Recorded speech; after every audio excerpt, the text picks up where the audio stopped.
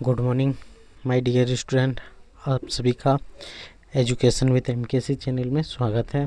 आज हम लोग पढ़ेंगे पार्ट 2 क्लास 7 का 20.1 यानी वृत्त का क्षेत्रफल 20.1 का पार्ट 2 है, जिसमें हम लोग क्वेश्चन नंबर पहले 4 तक कर चुके हैं। अब हम लोग क्वेश्चन नंबर 5 से करेंगे। अगर आपके पास जैक बोर्ड का हिंदी किताब है मैथ का तो निकाल के आप रखो सामने में, या नहीं भी है तो आपको क्वेश्चन नंबर आपके सामने लिख देंगे और वहाँ से आपको समझा के क्वेश्चन पढ़ के भी सुना देंगे और आपको बता भी देंगे। ठीक है, तो चलिए क्वेश्चन नंबर हम लोग 5 से स्टार्ट करते हैं। अगर अच्छा लगेगा तो लास्ट में लाइक और सब्सक्राइब करना है। ठीक है, लास्ट में आपको खुद से डिसाइड करना है कि ये मेरे लिए अच्छा है या नहीं। तो देखो क्वेश्चन नंबर 5 क्या है, उस वृत्त का क्षेत्रफल ज्ञात कीजिए जिसकी त्रिज्या 20 सेंटीमीटर है। तो क्वेश्चन नंबर 5 में बोला गया कि एक वृत्त है जिसकी त्रिज्या 20 सेंटीमीटर यानी r बराबर 20 सेंटीमीटर दिया हुआ है।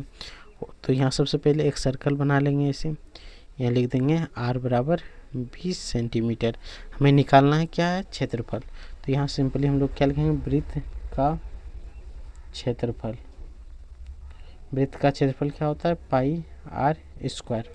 और यहाँ से एक चीज़ ध्यान में रखना है कि यहाँ पे और क्या दिया है, पाई का मान 3.14 ये क्वेश्चन में दिया हुआ है। ठीक है, ये क्वेश्चन में दिया है, यहाँ से हम लोग हल कर रहे हैं। ठीक है, तो क्वेश्चन में तो दिया है पाई का मान इतना, तो यहाँ से बैठा देंगे 3.14 और आर का स्क्वायर का मतलब क्या हो, 20 गुना 20 दो बार लिख सकते हैं, या तो 20 का स्क्वायर लिख सकते हो आप। 20 गुना 20 करो कितना होगा, 400 होगा।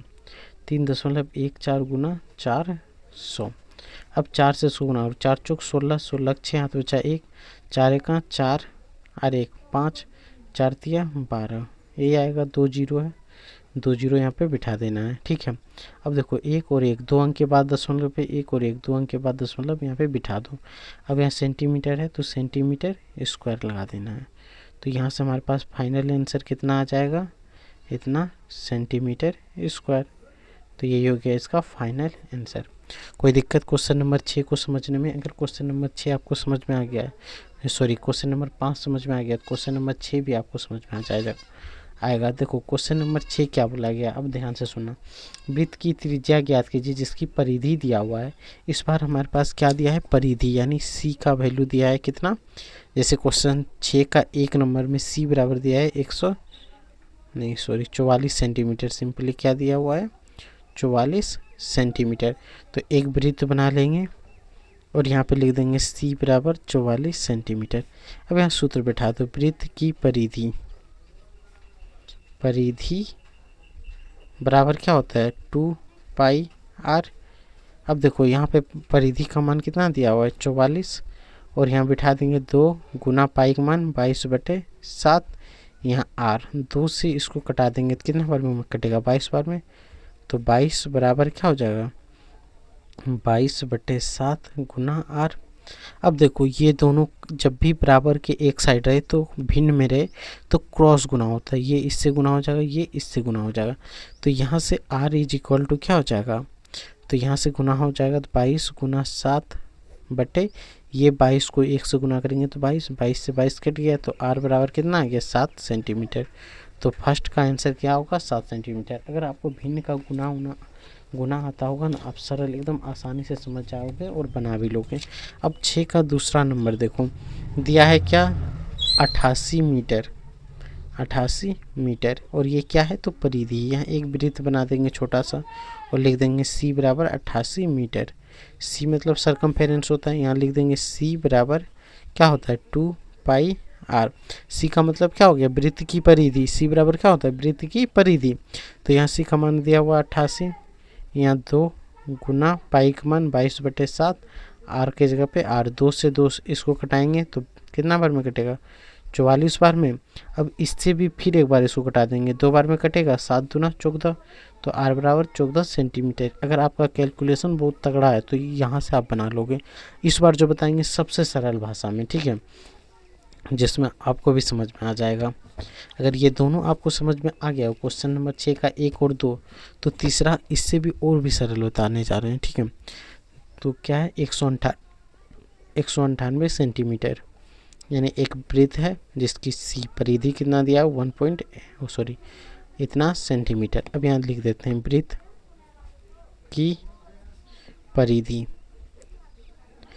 बराबर 2 पाई आर, यही है। यहाँ पे दिया हुआ है 198 बराबर 2 पाई आर। देखो यहाँ पे सिंपली देखो आर जो है यहाँ किसके साथ है, गुना के साथ। अगर इधर जाता है तो भाग होता है, ये तो आपको पता होगा। तो आर बराबर यहाँ पे लिख सकते हैं 198 बटे 2 लिख सकते हैं पाई, ये लिख सकते हैं कि नहीं। इधर अगर इसके साथ गुना में तो होगा, तो इधर आके भाग में होगा। तो आर बराबर क्या बैठाएंगे 198 बटे 2। पाई का मान कितना है 22, ये बटे 7, ये 7 नीचे आ जाता तो यहाँ ऊपर गुना में लिख देंगे। यही 7 को कहाँ लिखेंगे, ऊपर में। अब देखो यहाँ से कटा दो आप, इसको कटाएंगे कितना बार में, 9 दूना 18, 9 दूना 18, 99 बार में कटेगा। बताओ कटेगा कि नहीं। यहाँ से कटाएंगे तो 99 बार लगेगा। तो यहाँ से कटाएंगे 9 दूना 18, बचा 1, 9 दूना 18। अब यहाँ से कटाओ 22 से, अगर इसको कटाएंगे तो कितना बार में कटेगा। देखो 22 से कटाएंगे इसको, कितना 22 चौक 88 कटेगा। 88 कट जाएगा तो बचेगा 11, 10 बैठाएंगे 110, 22 पंचे 110। तो आर बराबर कितना होगा 4.5 गुना 7, 7 बचे 35 के 5, 7 बचे 3, 7 चौक 28, 3 31, 31.5 सेंटीमीटर। ये बन गया। ये समझ में आया आपको। एक और क्वेश्चन है, क्वेश्चन नंबर 4। उसमें क्या दिया है, तो 26.4 सेंटीमीटर, 26.4 सेंटीमीटर। तो एक वृत्त बना देंगे, इसको हम लोग सिंपली बनाएंगे। ये इतना सारा फॉर्मेट बता रहे हैं कि आपको किसी भी क्वेश्चन में आप फंसोगे नहीं। जब हर एक प्रकार से आप सीखते हो तो भी तो मज़ा आता है। एक ही प्रकार से बता दिए सूत्र, उसी में बार बार बिठा के बना रहे हो, उसमें कोई मज़ा नहीं है। जब हम लोग हर एक क्वेश्चन को हर एक मेथड से सीख लेंगे ना, तो आपका माइंड भी शार्प होते चलेगा कि कैसे बनाना होता है क्वेश्चन को। तो यहाँ देखो सी बराबर क्या बैठाएंगे 26.4 सेंटीमीटर। ठीक है, सी यानी सरकमफेरेंस दिया है, सी बराबर इतना। तो चलो यहाँ पे हम लोग क्या करेंगे, तो सी का बराबर सूत्र क्या होता है 2 पाई आर। अब की बार हम लोग पाई डी से बिठाते हैं, चलो इससे बिठाते हैं, इससे और आसान हो जाएगा। ठीक है, इसका मान कितना दिया है 26.4 बराबर पाई का मान 22/7 गुना डी। अब डी बराबर क्या हो जाएगा, ये तो इससे गुना हो जाएगा 26 पॉइंट, यहाँ क्रॉस गुना करेंगे 26.4 है, 26.4 गुना 7 बटे 22, यही होगा। अब 26 को 22 से भाग दो, अब कितना बार में कटेगा बताओ आप। अगर एक बार में भाग देते हैं तो 22, एक बार में कटाते हैं 22 का 22 बचा 4, 22 दूना 44। तो क्या है 1.2 से 7 को गुना करेंगे तो डी का मान कितना आ जाएगा 82, 8.4। तो आर बराबर क्या होता है डी बटे 2। तो आर बराबर 8.4/2 से कटा दो, कितना बार में कटेगा 4.2 बार में, तो इतना सेंटीमीटर। यही तो फाइनल आंसर हमारा होगा। कोई दिक्कत देख लो, 4 क्वेश्चन था, चारों 4 तरीके से बता दिया। आपके माइंड शार्प होने के लिए ये सारे सिस्टम है। ठीक है, तो यहाँ से क्वेश्चन नंबर 6 कंप्लीट हो जाता है। क्वेश्चन नंबर 7 पे चलते हैं। क्वेश्चन नंबर 7 देखो, एकदम सिंपल वे में 7 को भी बनाएंगे। सब क्वेश्चन को एक ही तरीके से बना भी सकते हैं, या तो आप ये विधि 6 में से किसी एक का उपयोग करके आप सारे क्वेश्चन को बना सकते हो। ठीक है, क्वेश्चन नंबर 7 पे चलते। 7 क्या बोलता है कि 156 सेंटीमीटर स्क्वायर क्षेत्रफल वाले एक वृत्त की त्रिज्या ज्ञात करें। इस बार दिया है वृत्त की एरिया। यहाँ देखो वृत्त की क्षेत्रफल दिया है, यहाँ लिख देते हैं वृत्त की क्षेत्रफल बराबर दिया है 154 सेंटीमीटर स्क्वायर, ये दिया हुआ है। तो यहाँ पे सिंपली हम लोग बिठा देंगे वृत्त का क्षेत्रफल बराबर क्या होता है पाई आर स्क्वायर। यहाँ पे क्या बिठाएंगे 154 बराबर पाई का मान 22/7 और यहाँ आर स्क्वायर का आर स्क्वायर। 22 से कटा दो इसको, 22 सत्ते 54, 7 बार में कटेगा। तो यहाँ आर स्क्वायर बराबर कितना हो गया 7 गुना 7, यही होगा। अब यहाँ देखो आर का वैल्यू क्या होगा, एक ही 7 होगा, तो आर बराबर 7 सेंटीमीटर। यही हो गया इसका फाइनल आंसर। क्वेश्चन नंबर 7 तक यहाँ से कंप्लीट हो जाता है। अब हम लोग पूछते हैं क्वेश्चन नंबर 8 पे। ठीक है, क्वेश्चन नंबर 8 बहुत ही इजी वे में हम लोग समझ लेंगे।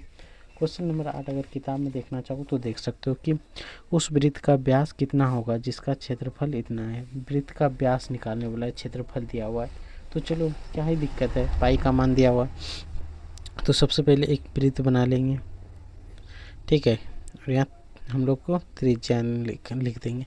तो दिया क्या क्या दिया है, वृत्त का क्षेत्रफल, वृत्त का क्षेत्रफल बराबर कितना दिया है 78.5, और यहाँ पे दिया है पाई इज इक्वल टू 3.14, ये दिया हुआ है। तो हम लोग सूत्र में बिठा देते हैं, वृत्त की परिधि, यहाँ ज्ञात क्या करना है वो भी लिख देते हैं, ज्ञात करना है डी का वैल्यू, ठीक है। एक स्टेप यहाँ से नीचे लिख देते हैं हल।